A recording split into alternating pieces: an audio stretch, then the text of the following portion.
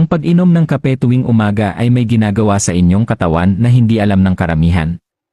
Narito ang 5 bagay na nangyayari sa inyong katawan ngayon kung araw-araw kayong umiinom ng kape. Una, literal na sinusunog niyo ang mas maraming taba. Pinapataas ng kape ang inyong metabolismo ng hanggang 15%.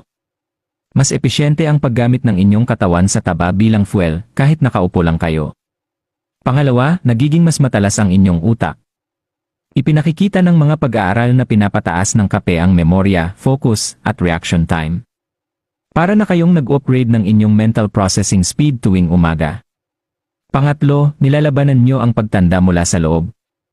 Pinapataas ng kape ang daloy ng dugo sa inyong balat, na tumutulong maiwasan ang mga wrinkles at age spots. Kaya naman ito ay nasa maraming mamahaling skincare products. Pang-apat, at ito ay nakakagulat, ito ay isang natural na pampabawas ng sakit. Sumakit ang ulo. Maaaring mapababa ng kape ang sakit, mas epektibo pa kaysa sa ilang over-the-counter na gamot. Binabarahan ng caffeine ang mga pain signals papunta sa inyong utak. Panlima, pinoprotektahan nyo ang inyong sarili laban sa cancer. Ang mga taong araw-araw na umiinom ng kape ay may mas mababang rate ng liver cancer at iba pang uri ng cancer. Literal na nilalabanan ng mga antioxidants ang sakit. Ilan na bang tasa ang iniinom nyo?